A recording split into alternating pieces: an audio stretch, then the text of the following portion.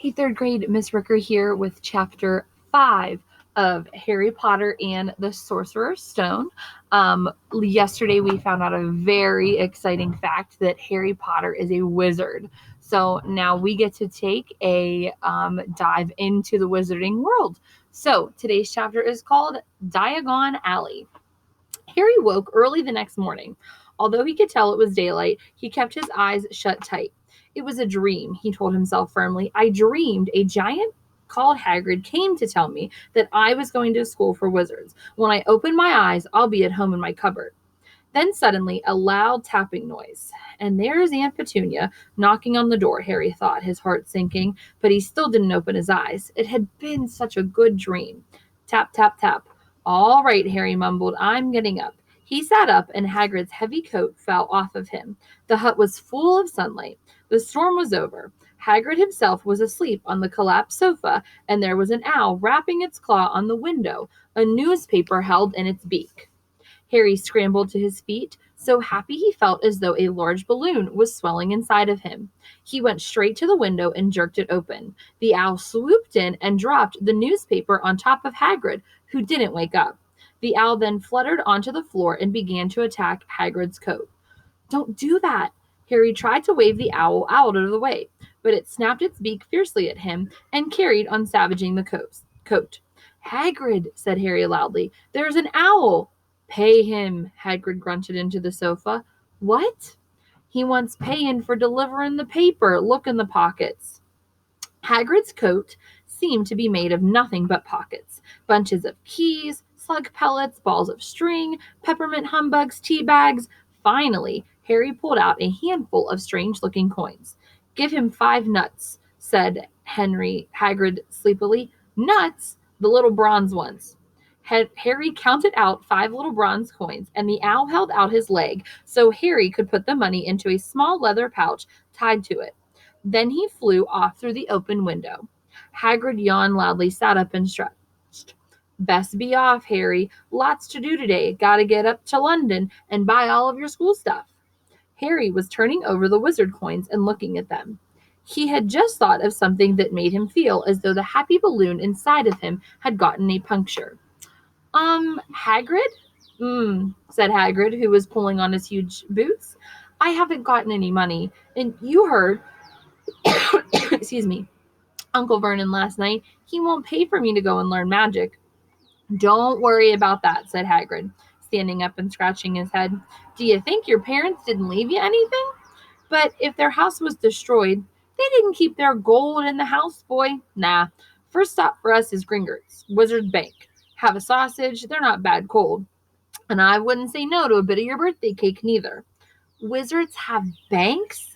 Just the one, Gringotts, run by goblins. Harry dropped the bit of sausage he was holding.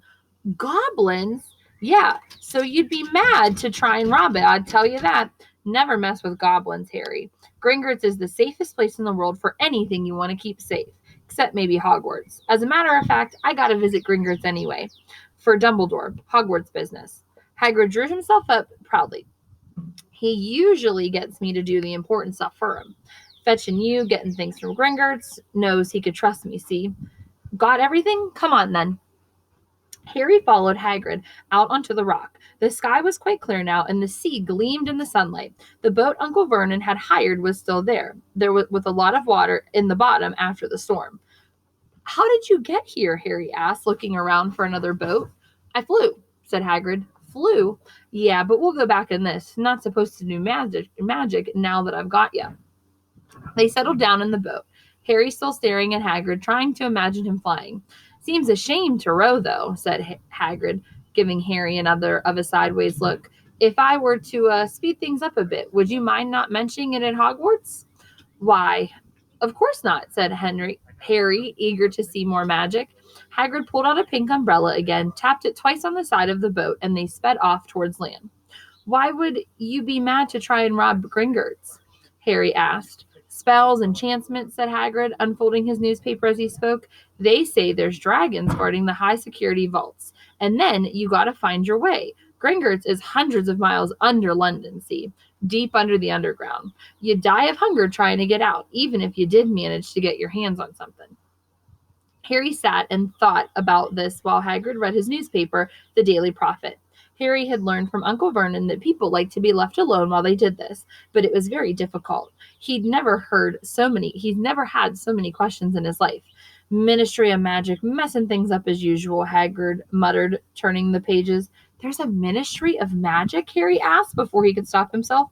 Of course, said Hagrid. They want a double dwarf for minister? Of course, but he'd never leave Hogwarts. So old Cornelius Fudge got the job. Bungular, if there ever was one. So he pelts Dumbledore with owls every morning asking for advice. What does a Ministry of Magic do? Well, their main job is to keep it from the muggles if there's still witches and wizards up and down the country. Why? Why? Blimey, Harry. Everybody be wanting magic solutions to their problems. Nah, we're best left alone. At this moment, the boat bumped gently into the harbor wall. Hagrid folded up his newspaper, and they clambered up the stone steps onto the street. Passer-by stared a lot at Hagrid as they walked through the little town to the station. Harry couldn't blame him. Not only was Hagrid twice as tall as anyone else, but he kept pointing at perfectly ordinary things, like parking meters, and saying loudly, "See that, Harry? Things these muggles dream up?" "Hagrid," said Harry, panting a bit as he ran to keep up, "did you say there are dragons at Gringotts?" "Well, so they say," said Hagrid. "Crikey, I'd like a dragon." "You'd like one?" "Wanted one ever since I was a kid. Oh, here we go." They had reached the station. There was a train to London in 5 minutes' time. Hagrid, who didn't understand muggle money, as he called it, gave the bills to Harry so he could buy their tickets. People stared more than ever on the train. Hagrid took up 2 seats and sat knitting what looked like a canary yellow circus tent.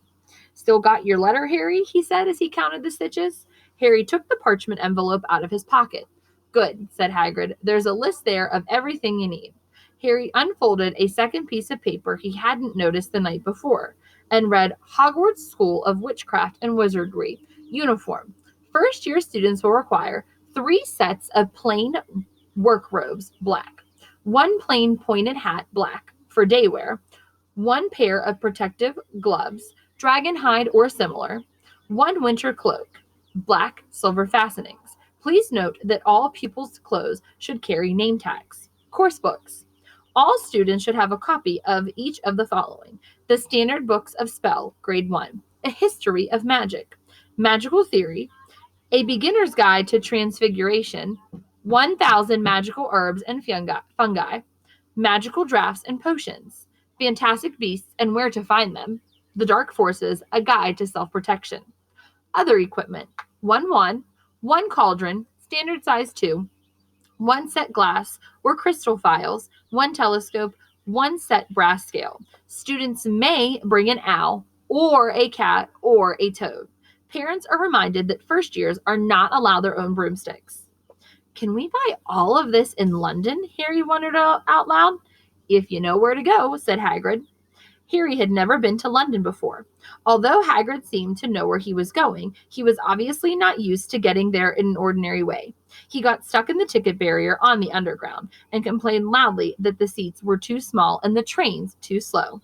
"I don't know how the muggles manage without magic," he said, as they climbed a broken-down escalator that led to a bustling road lined with shops. Hagrid was so huge that he parted the crowd easily. All Harry had to do was keep close behind him. They passed bookshops and music stores, hamburger restaurants, and movie theaters, but nowhere that looked as though if you could sell a magic wand. This was just an ordinary street full of ordinary people. Could there really be piles of wizard gold buried miles beneath them? Were there really shops that sold spellbooks and broomsticks? Might this not be all some type of huge joke that the Dursleys had no sense of humor? He might have thought so, yes. Even though everything Hagrid had told him so far was unbelievable, Harry couldn't keep trusting him. "This is it," said Hagrid, coming to a halt. "The Leaky Cauldron. It's a famous place." It was a tiny, grubby-looking restaurant. If Hagrid hadn't pointed it out, Harry would have never noticed it there. The people hurrying by didn't glance at it. Their eyes slid from the big bookshop on one side to the record shop on the other if they couldn't see the Leaky Cauldron at all. In fact, Harry had the most peculiar feelings that only he and Hagrid could see it. But before he could mention this, Hagrid had steered him inside. For a famous place, it was very dark and shabby. A few old women were sitting in a corner, drinking tiny glasses of tea. One of them was wearing a weird green dress. A little man in a top hat was talking to the old restaurant owner, who was quite bald and looked like a toothless walnut. The low buzz of chatter stopped when they walked in. Everyone seemed to know Hagrid. They waved and smiled, and the restaurant owner reached for a glass, saying, "Would you like your usual cup of tea, Hagrid?" "Can't, Tom. I'm on Hogwarts business," said Hagrid, clapping his great hand on Harry's shoulder and making Harry's knees buckle. "Goodness gracious," said the restaurant owner, peering at Henry. Can this be? The leaky cauldron had suddenly gone completely still and silent. "Blessings," whispered the old restaurant owner. "Harry Potter, what an honor." He hurried out from behind the counter, rushed towards Harry, and seized his hand, tears in his eyes. "Welcome back, Mr. Potter, welcome back." Harry didn't know what to say. Everyone was looking at him. The old woman wearing the green dress was realizing quickly who Harry was. Hagrid was beaming. Then there was a great scraping of chairs, and the next moment, Harry found himself shaking hands with everyone in the leaky cauldron. "Doris Crockfott, Mr. Potter, can't believe I'm meeting you at last." "So proud, Mr. Potter. I'm just so proud." "Always wanted to shake your hand. I'm all of a flutter." "Delighted, Mr. Potter. Just can't tell you. Diggle's the name. Diddliest Diggle." "I've seen you before," said Harry, as Diddliest Diddle's top hat fell off in excitement. "You bowed to me once in a shop." "He remembers," cried Diddliest Diddle, looking around at everyone. "Did you hear that? He remembers me." Harry shook hands again and again. Doris Crockfott kept coming back for more. A pale young man made his way forward very nervously. One of his eyes was twitching. "Professor Quirrell," said Hagrid. "Harry, Professor Quirrell will be one of your teachers at Hogwarts." But Potter," stammered Professor Quirrell, grasping Harry's hand. "Can't tell you how pleased I am to meet you." "What sort of magic do you teach, Professor Quirrell?" Defense against the dark arts," muttered Professor Quirrell, as though he'd rather not think about it. No, not that you need it, eh, Potter?" He laughed nervously. "You'll be getting all of your equipment, I suppose. I've got to pick up a new book on vampires myself." He looked terrified at the very thought. But the others wouldn't let Professor Quirrell keep Harry to himself. It took him almost 10 minutes to get away from all of them. At last, Hagrid managed to make himself heard over the babble. "Must get on, lots to buy. Come on, Harry." Doris Crockford shook Harry's hand one last time, and Hagrid led them through the restaurant and out into the small, walled courtyard, where there was nothing but a trash can and a few weeds.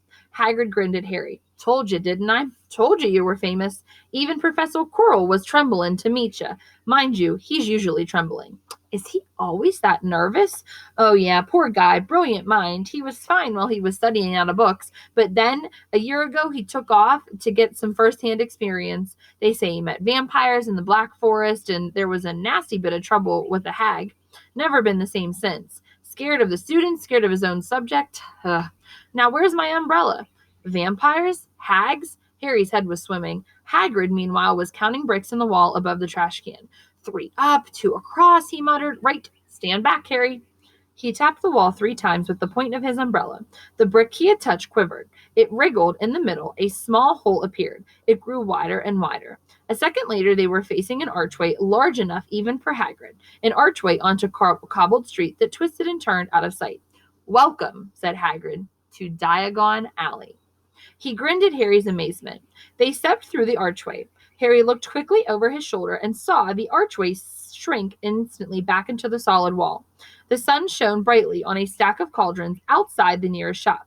Cauldrons, all sizes, copper, brass, pewter, silver, self-stirring, collapsible, and a sign hanging over them. "You'll be needing one," said Hagrid, "but we gotta get your money first." Harry wished he had about 8 more eyes. He turned his head in every direction as they walked up the street, trying to look at everything at once. The shops, the things outside of them, the people doing their shopping. A plump woman outside an apothecary was shaking her head as they passed, saying, "Dragon liver, 17 sickles an ounce. They're mad."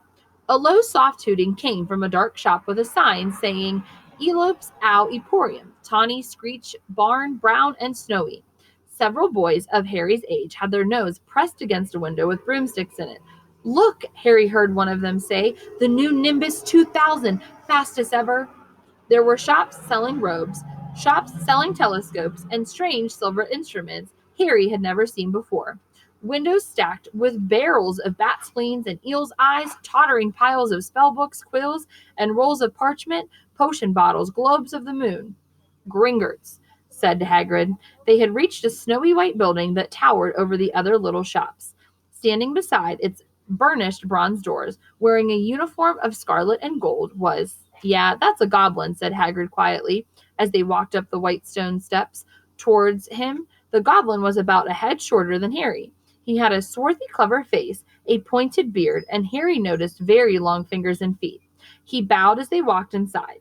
Now they were facing a second pair of doors, silver this time, with words engraved upon them. Enter, stranger, but take heed of what awaits the sin of greed. For those who take but do not earn must pay most dearly in their turn. So if you seek beneath our floors a treasure that was never yours, thief, you had been warned, beware of finding more than treasure there. Like I said, you'd be mad to try and rob it, said Hagrid. A pair of goblins bowed through the silver doors, and they were in a vast marble hall. About 100 more goblins were sitting on high stools behind a long counter, scribbling in large ledgers, weighing coins in brass scales, examining precious stones through eyeglasses. There were too many doors to count leading off the hall, and yet more goblins were showing people in and out of these. Hagrid and Harry made for the counter. Morning, said Hagrid to a free goblin. We've come to take some money out from Mr. Potter's safe. You have his key, sir. Got it here somewhere, said Hagrid. He started emptying his pockets onto the counter, scattering a handful of moldy dog biscuits over the goblin's book of numbers. The goblins wrinkled his nose. Harry watched as the goblin on their right weighing a pile of rubies as big as glowing coals. Got it, said Hagrid at last, holding up a tiny gold key. The goblin looked at it closely. That seems to be in order. And I've got a letter here from Professor Dumbledore, said Hagrid importantly, throwing out his chest. It's about the you-know-what in Vault 713. The goblin read the letter very carefully. Very well, he said, handing it back to Hagrid. I will have someone take you down to both vaults. Griphook was yet another goblin. Once Hagrid had crammed all of the dog biscuits back inside his pockets. He and Harry followed Griphook towards one of the doors leading off the hall. What's the you-know-what in Vault 713? Harry asked. Can't tell you that, said Hagrid mysteriously. Very secret. Hogwarts business. Dumbledore's trusted me. More than my job's worth to tell you that. Griphook held the door open for them. Harry, who had expected more marble, was surprised. They were in a narrow stone passageway lit with flaming torches. It sloped steeply down, and there was little railway tracks on the floor. Griphook whistled, and a small cart came hurtling up towards the tracks towards them. They climbed in, Hagrid with some difficulty, and were off. At first, they just hurtled through a maze of twisting passages. Harry tried to remember left, right, left, middle, fork, right, left, but it was impossible. The rattling cart seemed to know its own way, but Griphook wasn't steering. Harry's eyes stung as the cold air rushed past them, but he kept them wide open. Once he thought he saw a burst of fire at the end of a passage and twisted around to see if it was a dragon. But too late, they plunged even deeper, passing an underground lake where huge things grew from the ceiling and floor. I never knew, Harry called to Hagrid over the noise. What's the difference between stagomite and stalacticrite? Stagomite's got an M in it, said Hagrid, and don't ask me questions now. I think I'm going to be sick.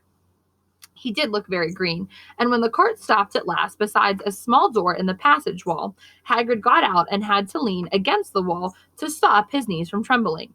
Griphook unlocked the door. A lot of green smoke came billowing out, and as it cleared, Harry gasped. Inside were mounds of gold coins, columns of silver, heaps of little bronze nuts. All yours, said Hagrid.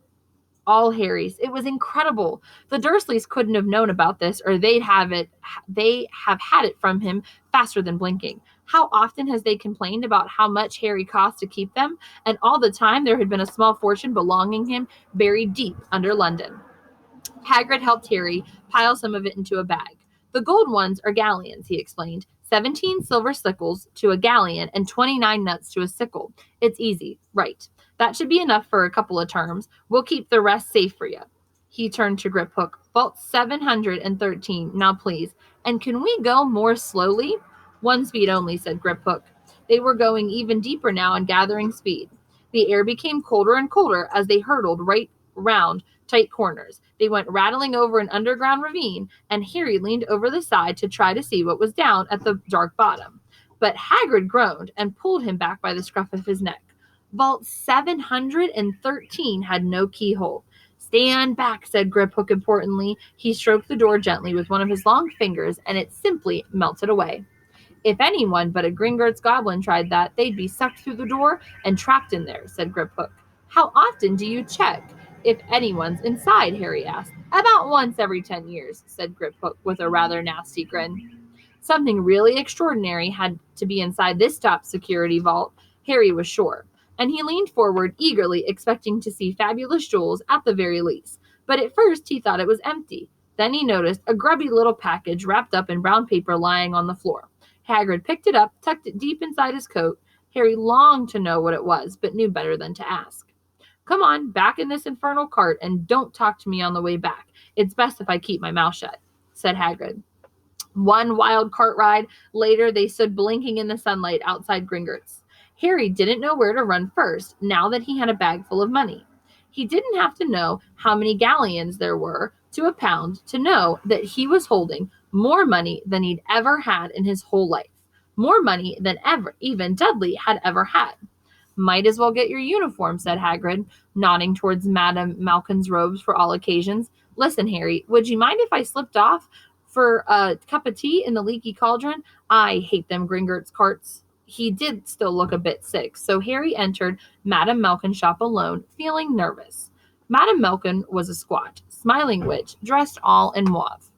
Hogwarts, dear, she said when Harry started to speak. Got the lot here. Another young man's being fitted up now, just in fact. In the back of the shop, a boy with a pale, pointed face was standing on a footstool while a second witch pinned up his long black robes. Madame Malkin stood Harry on a stool next to him, slipped a long robe over his head, and began to pin it to the right length. Hello, said the boy. Hogwarts too? Yes, said Harry. My father's next door buying my books, and my mother's up the street looking at wands, said the boy. He had a bored, drawling voice. Then I'm going to drag them off to look at the racing brooms. I don't see why first years can't have their own. I think I'll bully father into getting me one, and I'll smuggle it in somehow. Harry was strongly reminded of Dudley. Have you gotten your own broom? The boy went on. No, said Harry. Play Quidditch at all? No, Harry said again, wondering what on earth Quidditch could be. I do. Father says it's a crime if I'm not picked to play for my house, and I must say I agree. Know what house you'll be in yet? No, said Harry, feeling more stupid by the minute. Well, no one really knows until they get there, do they? But I know I'll be in Slytherin. All our family have been. Imagine being in Hufflepuff. I'd think I'd leave, wouldn't you? Said Harry, wishing he could say something a bit more interesting. I say, look at that man, said the boy suddenly, nodding towards the front window. Hagrid was standing there, grinning at Harry and pointing at 2 large ice cream cones to show he couldn't come in. That's Hagrid, said Harry, pleased to know something the boy didn't know. He works at Hogwarts. Oh, said the boy, I've heard of him. He's sort of a servant, isn't he? He's the gamekeeper, said Harry. He was liking the boy less and less every second. Yes, exactly. I've heard he's sort of savage. Lives in a hut on the school grounds, and every now and then tries to do magic and ends up setting his bed on fire. I think he's brilliant, said Harry coldly. Do you? Said the boy with a slight sneer. Why is he with you? Where are your parents? They're dead, said Harry shortly. He didn't feel much like going into the matter with the boy. Oh, sorry, said the other, not sounding sorry at all. But they were our kind, weren't they? They were a witch and a wizard, if that's what you mean. I really don't think they should let the other sort in, do you? They're just not the same. They've never been brought up to know our ways. Some of them had never even heard of Hogwarts until they get the letter. Imagine. I think they should keep it in the old wizarding families. What's your surname, anyway? But before Harry could answer, Madame Malkin said, That's enough. That's enough. You're done, my dear. And Harry, not sorry for an excuse to stop talking to the boy, hopped down from the footstool. Well, I'll see you at Hogwarts, I suppose, said the drawling boy. Harry was rather quiet as he ate the ice cream Hagrid had bought him, chocolate and raspberry with chopped nuts. What's up? Said Hagrid. Nothing, Harry lied. They stopped to buy parchment and quills. Harry cheered up a bit when he found a bottle of ink that changed color as you wrote. When they had left the shop, he said, Hagrid, what's Quidditch? Blimey, Harry, I keep forgetting how little you know, not knowing about Quidditch. Don't make me feel worse, said Harry. He told Hagrid about the pale boy in Madame Malcolm's, and he said people from Muggles families shouldn't even be allowed in. You're not from a Muggle family. If he'd known who you were, he'd grown up knowing your name if his parents were wizarding folk. You saw what everyone in the Leaky Cauldron was like when they saw you. Anyway, what does he know about it? Some of the best I ever saw were the only ones with magic in them in a long line of muggles. Look at your mom. Look at what she had for a sister. So what is Quidditch? It's our sport, wizard sport. It's like soccer in the muggle world. Everyone follows Quidditch, played up in the air on broomsticks, and there's 4 balls. Sort of hard to explain the rules. And what are Slytherin and Hufflepuff? Schoolhouses. There's 4. Everyone says Hufflepuff or a lot of duffers, but I bet I'm in Hufflepuff, said Harry gloomily. Better Hufflepuff than Slytherin, said Hagrid darkly. There's not a single witch or wizard who went bad who wasn't in Slytherin. You know who was one. Vol, sorry. You know who was at Hogwarts? Years and years ago, said Hagrid. They brought Harry's schoolbooks in a shop called Floris and Blots, where the shelves were stacked to the ceiling with books as large as paving stones bound in leather. Books the size of postage stamps and covers of silk, books full of peculiar symbols, and a few books with nothing in them at all. Even Dudley, who never read anything, would have been wild to get his hands on some of these. Hagrid almost had to drag Harry away from the curses and counter curses, bewitch your friends, and befuddle your enemies with the latest revenges hair loss, jelly legs, tongue tying, and much, much more. By Professor Vindictus Viridian. I was trying to find out how to curse Dudley. I'm not saying that's not a good idea, but you're not to use magic in the muggle world, except in very special circumstances, said Hagrid. And anyway, you couldn't work any of them curses yet. You'll need a lot more study before you get to that level. Hagrid wouldn't let Harry buy a solid gold cauldron either. It says pewter on your list. But they got a nice set of scales for weighing potion ingredients and a collapsible brass telescope. Then they visited the apothecary, which was fascinating enough to make up for the horrible smell, a mixture of bad eggs and rotted cabbages. Barrels of slimy stuff stood on the floor. Jars of herbs, dried roots, and bright powders lined the walls. Bundles of feathers, strings of fangs, and snarled claws hung from the ceiling, while Hagrid asked the man behind the counter for a supply of some basic potions for ingredients for Harry. Harry himself examined silver unicorn horns at 21 galleons each, and a minuscule glittery black beetle eyes, 5 nuts a scoop. Outside the apothecary, Hagrid checked Harry's list again. Just your wand left. Oh yeah, and I still haven't gotten you a birthday gift. Harry felt himself go red. You don't have to. I know I don't have to. Tell you what, I'll get you your animal. Not a toad. Toads went out of fashion years ago. You'd be laughed at. And I don't like cats. They make me sneeze. I'll get you an owl. All the kids want owls. They're dead useful. Carry your mail and everything. 20 minutes later, they left Elope's Owl Emporium, which had been dark and full of rustling and flickering, jewel-bright eyes. Harry now carried a large cage that had a beautiful snowy owl, fast asleep with her head under her wing. He couldn't stop stammering his thanks, sounding just like Professor Quirrell. Don't mention it, said Hagrid gruffly. Don't expect you'd had a lot of presents from the Dursleys. Just Ollivanders left now. Only place for wands, Ollivanders, and you gotta have the best wand. A magic wand. This was what Harry had been looking forward to. The last shop was narrow and shabby. Peeling gold letters over the door read Ollivanders, makers of fine wands since 382 BC. A single wand lay on a faded purple cushion in the dusty window. A tinkling bell rang somewhere in the depths of the shop as they stepped inside. It was a tiny place, empty except for a single spindly chair that Hagrid sat on to wait. Harry felt strangely as though he had entered a very strict library. He swallowed a lot of new questions that had just occurred to him and looked instead at the thousands of narrow boxes piled neatly right up to the ceiling. For some reason, the back of his neck prickled. The very dust and silence in here seemed to tingle with some secret magic. Good afternoon, said a soft voice. Harry jumped. Hagrid must have jumped too, because there was a loud crunching noise and he got off the spindly chair. An old man was standing before them, his wide, pale eyes shining like moons through the gloom of the shop. Hello, said Harry awkwardly. Ah, yes, said the man. Yes, yes. I thought I'd be seeing you soon, Harry Potter. It wasn't a question. You have your mother's eyes. It seemed only yesterday that she was in here herself buying her first one. 10 1/4 inches long, squishy, made of willow. Nice wand for charm work. Mr. Ollivander moved closely to Harry. Harry wished he could blink.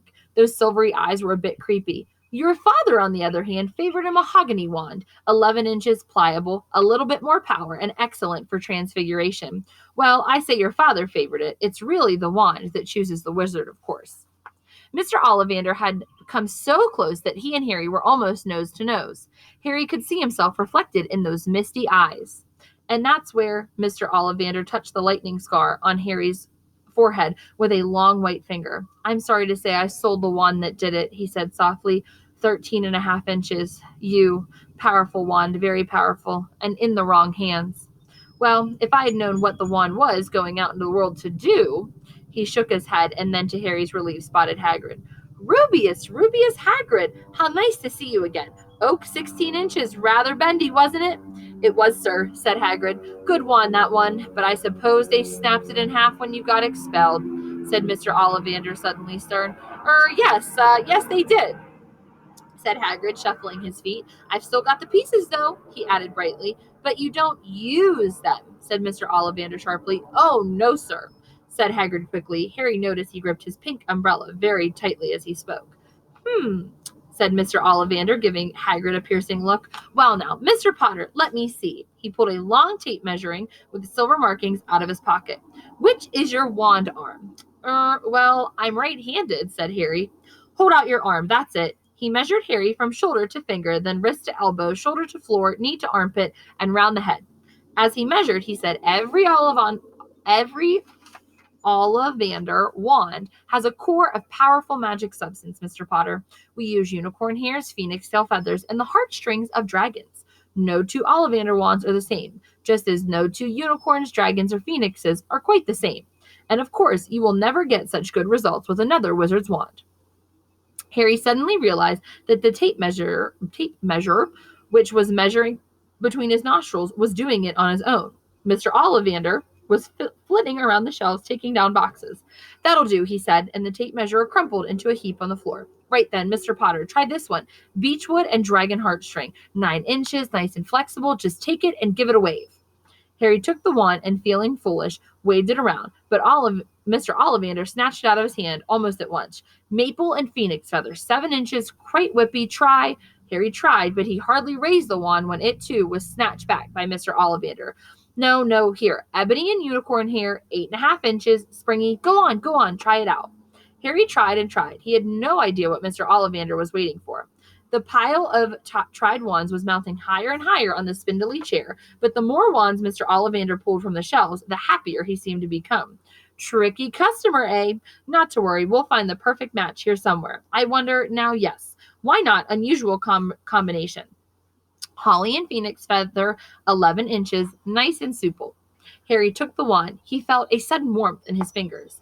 He raised the wand above his head. He brought it swishing down through the dusty air, and a stream of red and gold sparks shot from the end like a firework, throwing dancing spots of light onto the wall. Hagrid whooped and clapped, and Mr. Ollivander cried, Ah, bravo! Yes, indeed. Oh, very good. Well, how curious. Very curious. He put Harry's wand back in the box and wrapped it in brown paper, still muttering, Curious.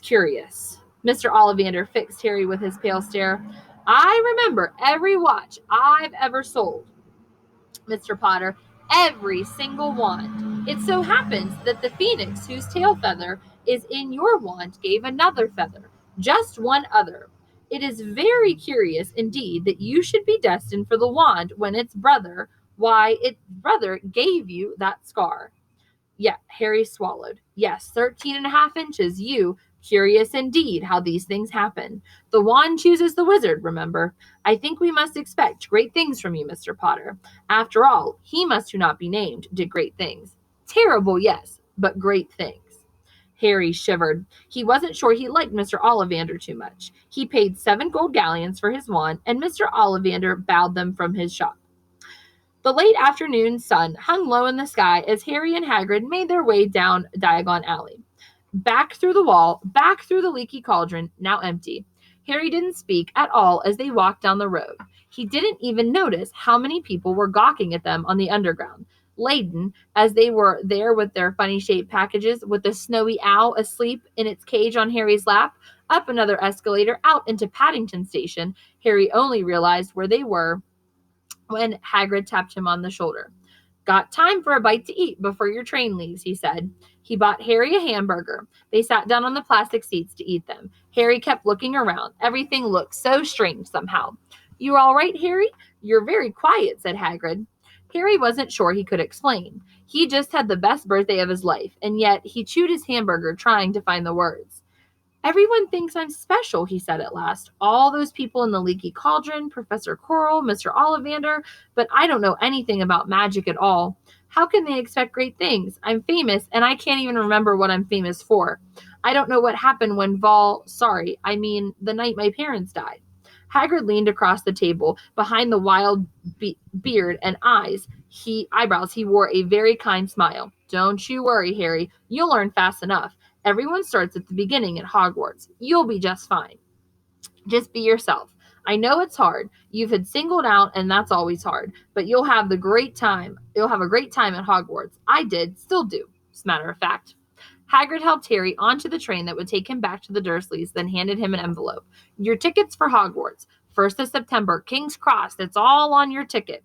Any problems with the Dursleys, send me a letter with your owl.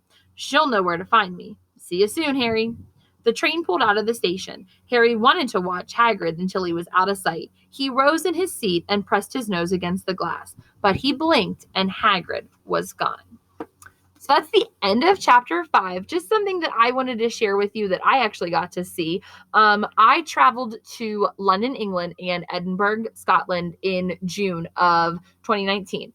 In Edinburgh, Scotland, that's actually where our author J.K. Rowling wrote Harry Potter. So I got to see the cafe where she had written Harry Potter. But something also very cool is I got to see the actual real life inspiration for Diagon Alley. So that's what these next two pictures are. So this is not named Diagon Alley, but this is an alley, a street in Edinburgh, Scotland, that is the inspiration for what J.K. Rowling was writing about. So these pictures will also be posted in the comments of this post as well. So our question for chapter 5 is, what were some of the things on Harry's list for school? And I'm also going to give you a bonus question of, can you compare and contrast them to what maybe school supplies you would find on your list for Sycamore Park? Something tells me that there's going to be a lot of differences and not too many similarities. Let's take a look at today's clip showing us Diagon Alley.